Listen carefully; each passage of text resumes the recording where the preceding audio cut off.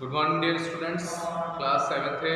Students, आप लोग integer topic पढ़ रहे थे और इंटीजर में आज आपको एक्सरसाइज 1.3 में क्वेश्चन नंबर 3 से बेटा 4 से डिस्कस किया जाएगा। तो सभी स्टूडेंट क्वेश्चन नंबर 4 देखिए और समझिए कि इसमें आपको क्या करना है। देखिए student, starting from -1 into 5 write various products showing some pattern to show -1 into -1 equal to 1। देखिए बेटा, आपको क्या करना है, आपको स्टार्टिंग करनी है -1 into 5 से और आपको वेरियस प्रोडक्ट्स लिखने हैं, यानी आपको कई प्रोडक्ट्स इस टाइप के लिखने होंगे। स्टार्टिंग आपको -1 into 5 से करनी है और आपको लास्ट में शो करना है -1 into -1 इज इक्वल टू 1। तो बेटा यहाँ पर आपको सबसे पहले स्टार्टिंग इस पॉइंट से करनी है। तो आप जब इस क्वेश्चन का सॉल्यूशन लिखेंगे तो बेटा यहाँ पर आप क्या लिखेंगे, वेरियस प्रोडक्ट्स। आपको वेरियस प्रोडक्ट्स लिखना है, तो आप क्वेश्चन में लिखेंगे वेरियस प्रोडक्ट्स आर। अब आप यहाँ पर क्वेश्चन में बोला गया है आपसे कि -1 into 5 से आपको स्टार्टिंग करनी होगी। तो बेटा यहाँ पर फर्स्ट है -1 into 5 और देखिए स्टूडेंट, इसकी वैल्यू 5 होगी। इसके बाद नेक्स्ट मल्टीप्लाई होगा -1 into 4। देखिए स्टूडेंट, यहाँ पर 4 क्यों ले रहे हैं आप, क्योंकि यहाँ पर 5 के बाद 4 लिया गया है। आप यहाँ पर 5 के बाद 6 क्यों नहीं लेते हैं, इसका रीजन ये है बेटा कि ये -1 है। तो अगर आप 5 के बाद 6 नंबर से मल्टीप्लाई करेंगे, -1 into 6 करेंगे, तो ये नंबर बेटा आप 6 करेंगे तो यहाँ पर यहाँ पर बेटा आपको पहले तो -5 आंसर मिलेगा और जब आप यहाँ पर 6 से मल्टीप्लाई करेंगे तो आपको यहाँ -6 मिलेगा, लेकिन आपको लास्ट में क्या लाना है, -1। तो बेटा इसलिए ये 5 से नंबर क्या होंगे, कम कर देंगे, आपको डिक्रीज कर देंगे। तो -1 into 4 की वैल्यू क्या होती है, -4। इसी तरह से आपको बेटा -1 में मल्टीप्लाई करना है 3 से, जिससे आपको वैल्यू मिलेगी -3। फिर आपको बेटा -1 से 2 में मल्टीप्लाई करना होगा, जिससे कि आपको आंसर मिलेगा -2। फिर आपको बेटा -1 में 1 से मल्टीप्लाई करना होगा, इससे आपको आंसर -1 मिलेगा। फिर आपको बेटा -1 में 0 से मल्टीप्लाई करना होगा, जिससे आपको आंसर 0 मिलेगा। फिर आपको -1 में मल्टीप्लाई -1 से करना होगा, इससे आपको +1 मिलेगा। तो बेटा यहाँ पर वेरियस प्रोडक्ट्स आपको फाइंड आउट करने थे, तो आप इस क्वेश्चन को देखिए, यहाँ पर -1 into 5 से स्टार्टिंग हो गई, किया गया है बेटा, और इस तरह से आपको मल्टीप्लाई करके बताया गया है। लास्ट वाला देखिए बच्चों, लास्ट में आपको -1 into -1 इज इक्वल टू 1, ये आपको लास्ट में वैल्यू यहाँ से मिल गई है। तो बेटा हमें यही शो करना था और यहाँ पर देखिए सब पैटर्न शो कर रहा है। तो पैटर्न क्या है बेटा, ये पैटर्न देखिए -5 से -4 हो गया। इसका मीन्स क्या हुआ कि ये नंबर और ये नंबर में -5 स्मॉलर नंबर होता है और ये लार्ज नंबर होता है। तो यहाँ पर नंबर 1 डिक्रीज हो गया। -4 से -3 हुआ है, तो इसका मीन्स हुआ बेटा फिर 1 नंबर जो है इंक्रीज हो गया। फिर -2 हो गया, इसका मतलब 1 नंबर और इंक्रीज हो गया। इसका मतलब क्या है बेटा, इसका मीन्स ये हुआ कि -5 -4 -3 ये 1 करके इंक्रीज होता जा रहा है। ये यहाँ पर पैटर्न शो होता है। तो इस क्वेश्चन में आपको यही आंसर करना होगा। ओके स्टूडेंट, अब आप लोग नेक्स्ट क्वेश्चन देखिए। देखिए स्टूडेंट्स, क्वेश्चन नंबर 5 यहाँ पर आपको गिवन है, find the property using suitable, find the product using suitable properties. बेटा यहाँ पर देखिए प्रॉपर्टीज की यहाँ पर इस क्वेश्चन में बात की जा रही है। तो प्रॉपर्टीज कौन सी होती है यहाँ पर, तो आपको बेटा याद होगा, मैंने आपको स्टार्टिंग बताया था क्लोजर प्रॉपर्टी और commutative property, associative property, distributive property. ये कुछ इंपॉर्टेंट प्रॉपर्टीज हैं जिसके बारे में आपको बेटा मैंने एडिशन और सब्सट्रैक्शन में ऑलरेडी बताया था, और मल्टीप्लिकेशन में भी आपको मैंने इस टाइप की प्रॉपर्टी बताई थी। आप लोग प्रीवियस वीडियो को देखकर कंसल्ट कर सकते हैं स्टूडेंट। अब आप यहाँ पर देखिए, आपसे ये बोला जा रहा है कि इनका प्रोडक्ट फाइंड आउट करना है, बट सुटेबल प्रॉपर्टी का यूज करके। ये यहाँ पर जो मल्टीप्लाई है बेटा, जो प्रोडक्ट है वो एक ऑर्डिनरी नहीं है। यहाँ पर आपको प्रोडक्ट फाइंड आउट करने के लिए प्रॉपर्टी का भी यूज करना है। तो आप लोग देखिए कि इसको हम लोग कैसे सॉल्व करेंगे। तो सबसे पहले आप इसका ए पार्ट सॉल्व करेंगे। देखिए 26 मल्टीप्लाई -48 प्लस -48 मल्टीप्लाई -36। अब आपको क्या करना है बेटा, देखिए यहाँ पर बेटा आपको एक प्रॉपर्टी ध्यान रखनी होगी, a into b plus c is equal to, अगर आपको इस टाइप से गिवन है तो आप इसको ए बी प्लस ए सी भी लिख सकते हैं। ए का मल्टीप्लाई बी एंड सी में आप जब करेंगे तो स्टूडेंट्स आपको a b plus a c find होगा। तो देखिए यहाँ पर इससे हम इस टाइप से भी लिख सकते हैं, इसको हम रिवर्स करके भी लिख सकते हैं। ए का मल्टीप्लाई बी में हो और ए का मल्टीप्लाई सी में हो, so we can write A bracket B plus C. तो स्टूडेंट्स इस प्रॉपर्टी को आप लोग क्या कहते हैं, इसको बेटा डिस्ट्रीब्यूटिव प्रॉपर्टी बोलते हैं। इस प्रॉपर्टी का क्या नेम है स्टूडेंट्स, डिस्ट्रीब्यूटिव प्रॉपर्टी। सो आप यहाँ पर इसी को यूज करिए। -48 देखिए मल्टीप्लाई में है, तो आप -48 को सिंगल टाइम्स यूज करिए और ब्रैकेट में आप लिखेंगे बेटा 26 प्लस -36, ये आपको लिखना होगा। इसके बाद देखिए स्टूडेंट क्या होगा, -48 एज इट इज होगा, ये बेटा यहाँ से 26, और देखिए ये प्लस और माइनस को आप लिखेंगे -36। इसको और सॉल्व करिएगा, -48, और देखिए यहाँ पर स्टूडेंट 26 में 36 माइनस होगा तो यहाँ 36 ग्रेटर होता है, तो इससे आपको 10 माइनस में मिलेगा।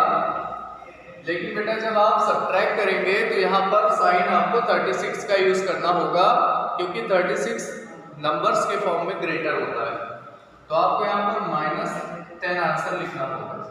अब बेटा यहाँ पर दोनों ब्रैकेट के बीच में देखिए माइनस माइनस है, यानी मल्टीप्लिकेशन माइनस माइनस का होगा। और आपको मैंने प्रीवियस वीडियो में बताया है बेटा, माइनस और माइनस मल्टीप्लिकेशन में प्लस हो जाते हैं।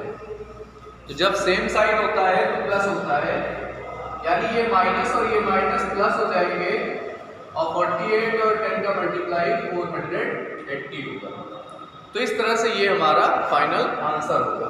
तो यहाँ पर बेटा आपने जो प्रॉपर्टी यूज की है उसको भी आप मेंशन कर दें। इस प्रॉपर्टी का क्या नेम है, डिस्ट्रीब्यूटिव प्रॉपर्टी। प्रॉपर्टी को बेटा शॉर्ट में लिख दीजिएगा, डिस्ट्रीब्यूटिव प्रॉपर्टी का यूज किया है आपने यहाँ और मल्टीप्लिकेशन किया है। अब आप इसका एक और क्वेश्चन देखिए बेटा, सी पार्ट। देखिए स्टूडेंट्स, अब आप इसका सी पार्ट कैसे सॉल्व करेंगे। सबसे पहले आप सॉल्यूशन लिखेंगे और सी पार्ट लिखेंगे जो आप सॉल्व करेंगे। 15 इंटू -25 और इंटू -4 इंटू -10, ये मल्टीप्लाई करना है आपको।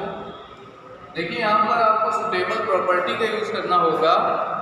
तो स्टूडेंट यहाँ पर 25 और 4 का मल्टीप्लाई आप सबसे पहले कर लें, और 15 और 10 का मल्टीप्लाई आप लास्ट में करेंगे। तो ये बेटा क्या होगा, प्रोडक्ट को इजीली बता देगा। तो आप लोग देखिए सबसे पहले क्या करना है, -25 इंटू -4, फिर प्लस मल्टीप्लाई, यहाँ पर आप 15 लिखें और उसके साथ आप मल्टीप्लाई -10 करें। तो स्टूडेंट्स यहाँ पर आपने क्या किया है, 25 और 4 को इधर लिखा है आपने, 15 और इसको इधर लिखा है। बेटा ये जो प्रॉपर्टी आपने यहाँ पर यूज की है, इस प्रॉपर्टी को कहते हैं कम्यूटेटिव प्रॉपर्टी। कम्यूटेटिव प्रॉपर्टी आपने यहाँ पर कम्यूटेटिव प्रॉपर्टी यूज की है, और कम्यूटेटिव प्रॉपर्टी के अकॉर्डिंग a इंटू b को आप b इंटू ए लिख सकते हैं। यहाँ पर आप इनका ऑर्डर भी चेंज कर सकते हैं। तो देखिए स्टूडेंट, इससे क्या होगा, माइनस माइनस देखिए प्लस होगा, प्रोडक्ट में आपको बताया मैंने, तो यहाँ से प्लस में आंसर होगा। 25 और 4 का मल्टीप्लाई आप करेंगे तो आपको ये 100 वैल्यू मिलेगी। इसके बाद देखिए यहाँ पर ये प्लस है और ये माइनस है, तो जब आप मल्टीप्लाई करेंगे तो आपको प्लस और माइनस से आंसर माइनस मिलेगा बेटा। 15 और 10 का मल्टीप्लिकेशन आप करेंगे तो ये आपको 150 वैल्यू मिल जाएगी। तो यहाँ पर देखिए मल्टीप्लाई हो गया है। अब आपको क्या करना होगा, अब देखिए स्टूडेंट यहाँ पर माइनस और ये प्लस है, तो ये दोनों साइन एक दूसरे के अपोजिट हैं, तो प्लस और माइनस से आंसर माइनस होता है। 100 और 150 का मल्टीप्लाई कर देंगे बेटा, 15000, तो ये हमारा फाइनल आंसर होगा। तो आपने देखा कि यहाँ पर आपको कम्यूटेटिव प्रॉपर्टी यूज करनी है, इसके पहले आपने डिस्ट्रीब्यूटिव प्रॉपर्टी यूज की है स्टूडेंट। अब आप देखिए इस तरह से बाकी के इसके पार्ट्स, जो रिमेनिंग पार्ट्स हैं, उन्हें भी आप इसी तरह से मल्टीप्लिकेशन करने में इजीली वे में करेंगे और प्रॉपर्टी का यूज करके इसको सॉल्व करेंगे। ओके स्टूडेंट्स, अब आप लोग नेक्स्ट क्वेश्चन देखिए।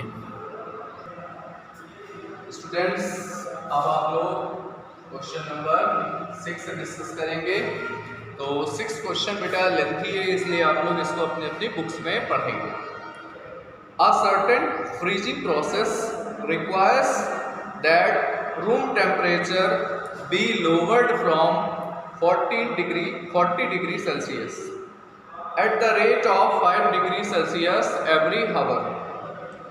What will be the room temperature 10 hours after the process begins? Question को बेटा समझने, इसकी लैंग्वेज को आप समझिए। A certain freezing process, एक फ्रीजिंग प्रोसेस है। फ्रीजिंग प्रोसेस का मीन्स होता है बेटा ठंडा करना, किसी भी रूम को या किसी भी चीज को ठंडा करना फ्रीजिंग प्रोसेस होता है। और इसमें लिखा हुआ है कि a freezing process requires that room temperature be lowered from 40 degree. जो रूम टेम्परेचर है वो 40 डिग्री सेल्सियस से डाउन होता है। लोवर्ड का मीन्स होता है बेटा डाउन होना। तो अभी आपको क्वेश्चन में बोला गया है कि 40 degree Celsius room temperature given है, और फिर इसमें ये बोला गया है कि ये डाउन होता है। लोवर्ड का मीन्स होता है डाउन, और डाउन किस रेट से होता है बेटा? डाउन होने का जो रेट है वो है 5 degree per hour. 5 degree Celsius क्या होता है? रूम टेम्परेचर डाउन होता है। अब क्वेश्चन में ये बोला गया है कि what will be the room temperature 10 hours after. इसमें बोला जा रहा है कि अगर 1 आवर में 5 डिग्री सेल्सियस कम हो रहा है, डिक्रीज हो रहा है टेम्परेचर, तो आफ्टर 10 आवर्स रूम का टेम्परेचर क्या होगा? तो स्टूडेंट आइए हम लोग इस क्वेश्चन को सॉल्व करते हैं। सभी स्टूडेंट्स ध्यान से देखिए। तो सबसे पहले इस क्वेश्चन में आप ये देखिए कि आपको गिवन है, इस क्वेश्चन में गिवन है इनिशियल रूम टेम्परेचर।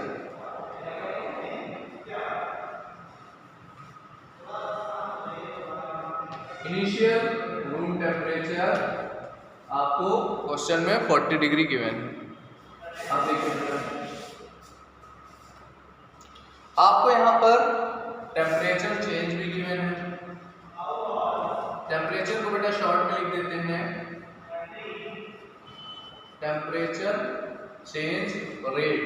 आपको देखिए यहाँ पर टेम्परेचर चेंज रेट गिवन है,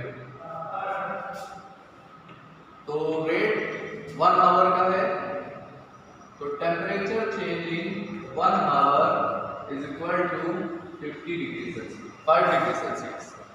बेटा ये जो 5 डिग्री सेल्सियस है ये इंक्रीज है या डिक्रीज है? तो यहाँ पर ये डिक्रीज हो रहा है, डाउन हो रहा है। तो जब टेम्परेचर डाउन होगा तो हम उसको निगेटिव साइन से रिप्रेजेंट करेंगे स्टूडेंट्स। अगर यहाँ पर टेम्परेचर अप होता है, इंक्रीज होता है, तो हम उसको पॉजिटिव साइन से रिप्रेजेंट करेंगे। तो यहाँ पर change temperature change in 1 hour हो गया स्टूडेंट -5 डिग्री सेल्सियस। देन बेटा ये आपसे क्वेश्चन में पूछा गया था कि 10 आवर के बाद रूम टेम्परेचर बताइए, यानी 10 आवर तक रूम टेम्परेचर 5 डिग्री सेल्सियस से चेंज होता है। तो बेटा 1 आवर में 5 डिग्री सेल्सियस चेंज होता है, तो 10 आवर में क्या चेंज होगा? तो आपको निकालना होगा then temperature change in 10 hour is equal to, यहाँ पर बेटा आपको -5 डिग्री सेल्सियस गिवन है और आपको 10 आवर का निकालना है, तो 10 से मल्टीप्लिकेशन करेंगे आप, तो ये वैल्यू आपको मिल जाएगी -50 डिग्री सेल्सियस। यानी क्वेश्चन के अकॉर्डिंग 10 आवर में इतना रूम टेम्परेचर चेंज हो जाएगा। तो बेटा इस समय 10 आवर के बाद रूम टेम्परेचर क्या होगा? So room temperature after 10 hour, 10 hour के बाद रूम टेम्परेचर क्या होगा? देखिए इनिशियल टेम्परेचर 40 डिग्री था, उसमें 50 डिग्री डिक्रीज हो गया, तो माइनस करेंगे आप, और जब आप इसको सॉल्व करते हैं स्टूडेंट्स तो आपको यहाँ से वैल्यू मिल जाएगी -10 डिग्री सेल्सियस। इसका मीन्स है कि 10 आवर के बाद रूम का टेम्परेचर 10 डिग्री सेल्सियस माइनस का 10 डिग्री था। तो स्टूडेंट ये इसका आंसर होगा। अब आप लोग बेटा क्वेश्चन इसके आगे क्वेश्चन नंबर 7, 8 और 9 अपने आप से ट्राई करेंगे और जो भी प्रॉब्लम्स होगी उसको आप शेयर करेंगे। Okay, thank you all dear students.